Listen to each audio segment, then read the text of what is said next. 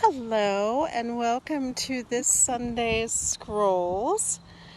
We are here in the center of our labyrinth, and we are saying hello to this lovely statue at the center of it. And we're in the wild time of our labyrinth with all these wonderful wildflowers, and I'm going to just show you some of them. We have our beautiful California poppies. And while these are not as potent as some other poppies, they do have mildly sedative effects. And the indigenous people here used to use the petals as a kind of chewing gum. And I have tried to do that. I didn't get much out of it, but I enjoyed going through the process. And then we have these lovely beautiful yellow flowers too. And the tiny ones that you see in some abundance over here, those are a small native calendula. They're called pot marigold, and they're edible and can be used in cooking and also to make a beneficial oil that can help with various ailments of the joints and other things. So we've got a lot going on here with some native grasses too, and I just wanted to share a little bit of this sunny moment in our labyrinth. There's some more beautiful poppies, and we've got over there by our goddess gallery, you can see some jasmine coming into fullest bloom, some roses, and some lovely red wildflowers too. Not to mention a not very wild cat. Though he is a good hunter. Yeah. Here we go. So it is a floral beginning to our Sunday Scrolls. And now I'm going to try to reverse it. There I am. Okay. And as you heard him say hello, so he knows he's got a part to play in this too. And today we're going to walk over to our little gazebo, which we're going to be remaking into a small shrine for Kuan Yin. And there'll be more on that coming up later as you hear about our efforts. We are definitely primarily fans of Isis, but we certainly celebrate many other goddesses, and Kuan Yin was in fact the first goddess that I ever did reverence to. So, and here we have some lovely wild mustard, which is really good for the soil. That's why it's planted by a lot of the vineyards, and it restores them. And we have a little nymphet there, if you can see it on that one leaf. That will soon be a fully fledged ladybug. Right now it's a little bit of an orange worm. But we do have a lot of ladybugs this year, and I always enjoy seeing them, and they are in their own way a kind of scarab. And we have a beautiful hawk soaring over. I believe that is a hawk. I saw its shadow on the ground. Oh, no vulture. There we go, turkey vulture. It is giving us a little bit of the Moot Mother Vulture blessing. There we go. Hoping I'm tracking it well for you. Flying fast.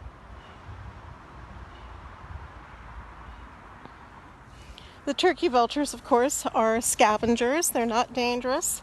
They eat creatures that have met an untimely end, and they do not kill. They're not like some birds of prey, which of course do have to make their living by taking other creatures. So let me see if this is going to work. It works if I stay between it and the sun. Okay, well this is going to be a little bit different. Let me see if I can adjust this a little bit better, and maybe we will go over and show you a bit different background than I intended. I wanted to have behind me this wonderful crescent of rosemary. It's such a beautiful bush. And you can see that our local bees and other insects are really enjoying it. And primarily these are honeybees. They are humming bees too. But we also have some very tiny bees. I'm not sure if you can actually see them that well. But those are one of the many, many native species of bees here in our area. And we are doing more and more with working with bees. I just recently discovered that there is a degree you can get for working with bees. It's called, you can become a melittologist. And there's several institutes worldwide of melittology. And one of these is actually in Ukraine. And in doing some prayers over a map, I discovered that there was this Institute of Melittology, and I thought, what can melittology be? Because I heard the mel, I thought it has to be honey related, and it is related to the conservation of honeybees and the study of bees in general. So now I have perhaps a rational desire. I would love to be a melittologist. Doesn't that sound like a delightful, delightful word?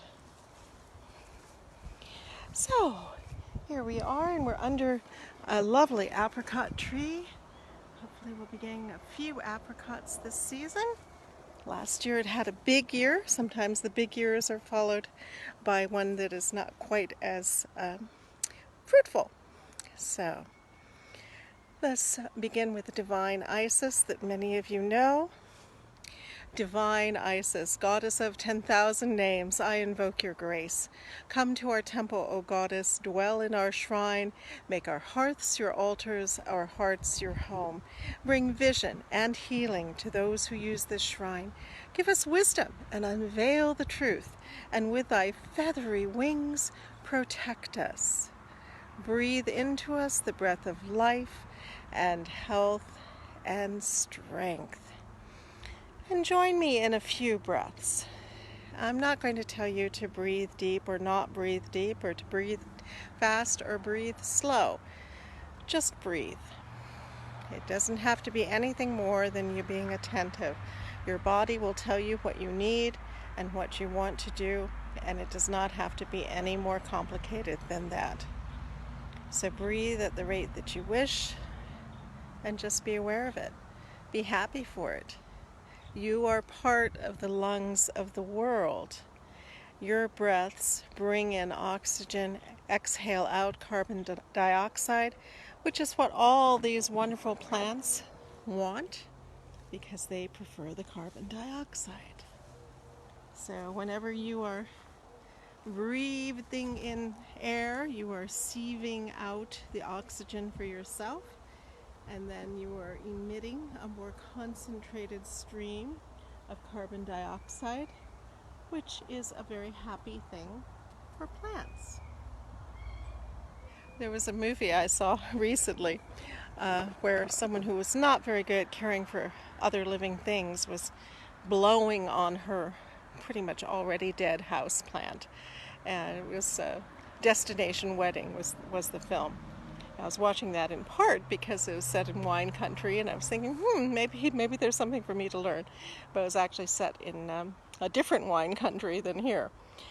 And so it was a really interesting moment, but she had the right idea. She was trying to give it more of what it needed and wanted. And so remember that you are part of the breathing apparatus of this planet, just as the rainforests are, just as the large trees are. What you breathe out benefits the plants, and what you breathe in benefits you. So let us be of mutual benefit. Let us live in symbiosis and keep all things alive and thriving. Oh, a Johnson's jumping spider. Oh, these are one of my favorites. Oh, I feel so lucky at this moment. I hope you're seeing this. If I get close enough, you may be able to see that his little eyes, or her little eyes, are actually this emerald green. They only come out on very mild days, and they're looking for mates. And they've got those red backs, and I know people think black spiders red. Oh no, no, no. These are not poisonous. They do jump, so they can be kind of startling sometimes, but they're just out looking for a good time, and they're not going to hurt you. And they are so, so, in my eyes at least, beautiful. And this is something that Lady Lorian and I shared. We both found insects incredibly fascinating and beautiful, and I'm sure she would be finding this one fascinating and beautiful too. I hope you're not too arachnophobic. This is probably not the Sunday scrolls for you if you are. But there we go. Hey, little Johnson's jumping spider. These often come out in San Diego this time of year, and I have watched them for many, many years. I just find them fascinating. They actually have multiple eyes, but two of them are this vivid green. And I wish I could show it to you, but it's not showing me its eyes very well. And they're very smart, and they're very visual. So that spider's very aware of my attention, and by extension, your attention on it. So we'll back off now. We'll let the little spider relax and not worry about getting squashed or anything by us. You can see my gear here, the sistrum, the scroll box, and there's our spider. I hope he doesn't think the scroll box is his new home, because I don't think he would be very happy there for long. All right.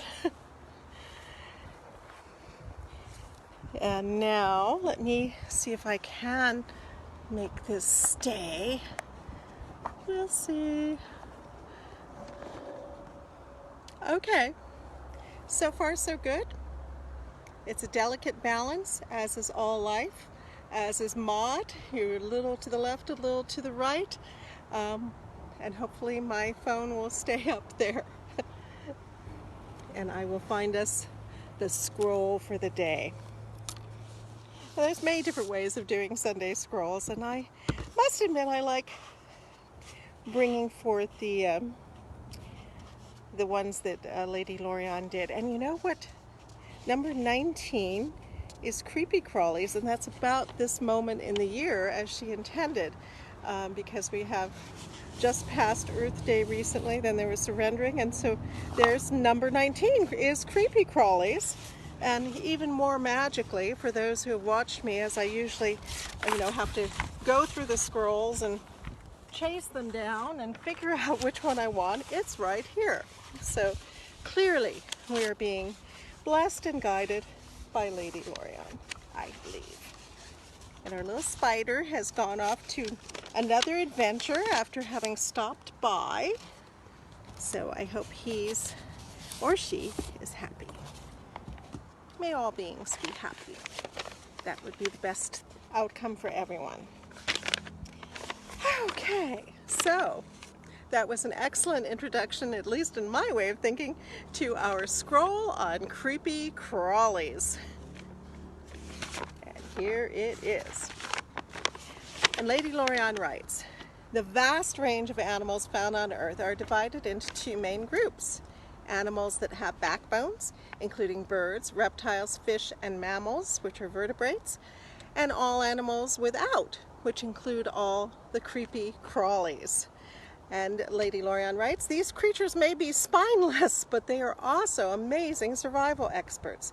They make up over 90% of all the different animal species on the Earth. All creepy crawlies are fairly small, so how can you tell one type from another? When in doubt, the best way is to look at the mini beast's shape and count the legs. Insects are quite easy to identify. All grown-up insects have 6 legs, and more have wings. Spiders and scorpions have 8 legs and are wingless. Slugs have fat, slimy bodies. Snails carry protective shells on their backs.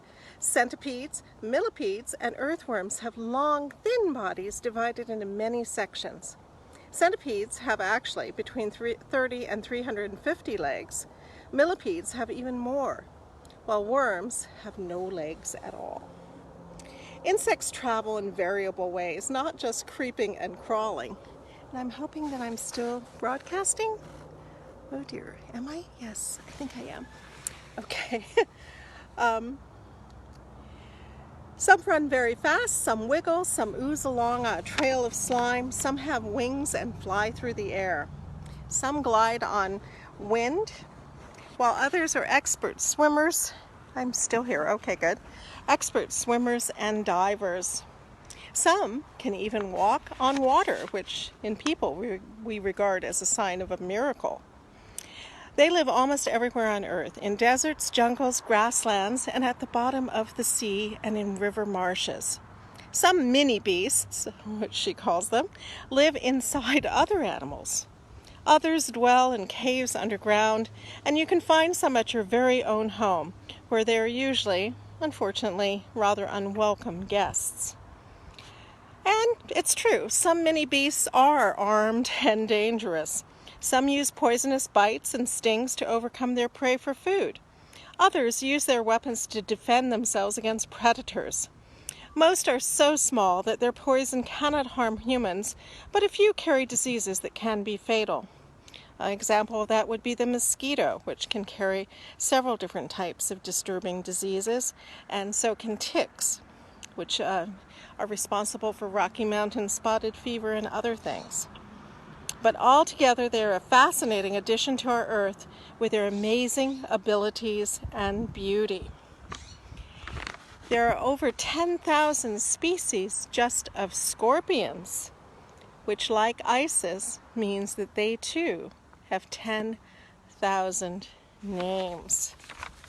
Now, something else that also, oh, look at the cat in the rosemary. In the little circle of rosemary. That's a fun spot to sit. You can get a chair and just sit in our semicircle of rosemary. That is, if you are not too afraid of bees. And it looks like we've got some lupine coming up, I think. And I'm going to take you over and give you a little look at our beehive, which is doing well. Now here's something I don't like, is this particular type of weed, which is very prickly. You do not want to step on that. And we're passing our chaste bush, which is one that grows in Crete as well and is sacred to Hera.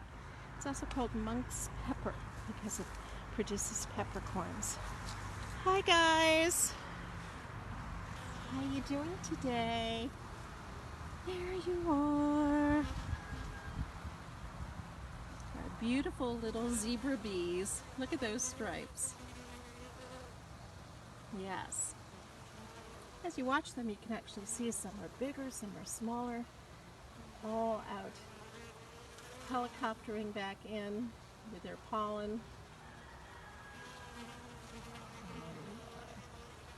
So, we don't consider bees creepy crawlies. We do consider them a little bit frightening because they can sting, but ours are quite gentle. I've only been stung a few times when I've been doing something that I should not be doing, or that I should be doing a lot better. So there we go. That's our little melitology moment. I was talking about how that is the official name for a degree in bees. You become a melitologist. I'm seeing my camera do some strange things, so I hope we're still broadcasting reasonably well. It looks like it's just getting a frame now and again. Oh, here's another creepy crawly. There's one of the ladybugs that I was mentioning earlier.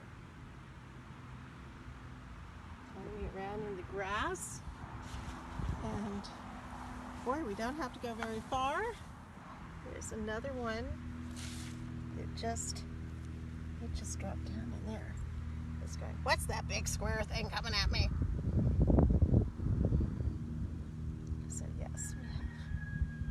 Lots of ladybugs. All right. And we're seeing some comments. Yes. Yes, Jeff is saying melitology, a B degree. Exactly right. It looks like I am still here. Linda is saying that that was a beautiful little spider, and it surely is. And here on our geodesic dome, the wisteria has just come into bloom. This beautiful and fragrant flower. I was worried because we cut it back really severely last year, but it doesn't seem to have minded at all. You can see it's just bringing out all the new shining leaves and some flowers for us to enjoy too. And over here, we've recently repainted our gazebo, and this is one of the images of Kuan Yin that is going to be placed in it. A beautiful cement statue, which Justin was fortunate to find, and so that will be one of the images of the goddess that we will see here. All right. I wish you excellent spring blessings. Is there anything that we should attend to? Linda is saying, like the Melissas of old, may we all be sweet of voice, sweet and true. Ma'akeru. May we all be sweet and true of voice. And as always, we are praying today, as we have for many weeks now, for the quick and peaceful conclusion to the conflict in Ukraine and the protection of all those lives at risk there in this terrible, terrible situation. Goddess bless them. And we are reaching out to hopefully host a Ukrainian refugee, so that is something that I will keep you informed about. And we're also looking into some other ways of helping too. But our prayers do help. We need action too, because action grounds prayers. Action completes that circuit. So, if you can only pray, it is beneficial. If you can pray and take action, that's even better. So, God is blessed that we may all find something that we can do that is within our capability and within our reach to ease this situation. All right. Now, is there anything else to which we should be attending right now? I'm going to sit down in our beautiful and very, very, very, very purple gazebo under this lovely wooden ceiling and meditate on how we will be enhancing this as a special site for Kuan Yin. And Kuan Yin, of course, her name basically is the one who hears the one who hears the cries of the world. And that was also a title of Isis as well. So there's a long tradition that connects the two divinities. And it's a fascinating process to trace the timing of the development of the female side of Kuan Yin, and to trace it through the locations going eastward along the Silk Road from out of the Middle East and Alexandria and the Arabian Peninsula. And there's definitely a pathway to follow if you want to follow that, that does suggest a close connection between the Egyptian goddess Isis and the Asian goddess Kuan Yin. And Jeff is ringing in. He says, whenever I see a jumping spider, I'm amazed by their keen eyesight. They react to his movements from several feet away. Yes, they definitely are attentive. That's why I didn't want to keep that one on camera any longer, because he was definitely going, what is this? What is this? There's this huge monolith straight out of 2001, A Space Odyssey, and it's looking at me. Why? So we let him go on his way. Is there anything that we should be praying about that we have not mentioned, or something that is needed? Or other comments on bugs or other topics?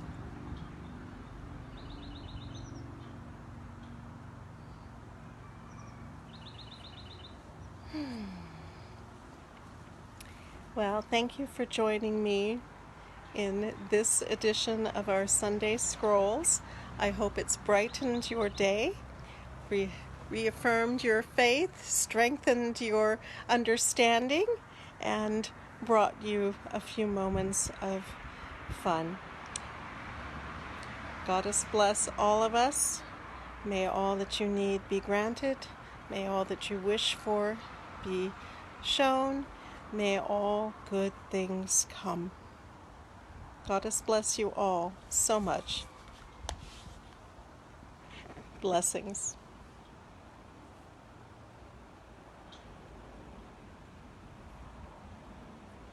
Thank you, Marky.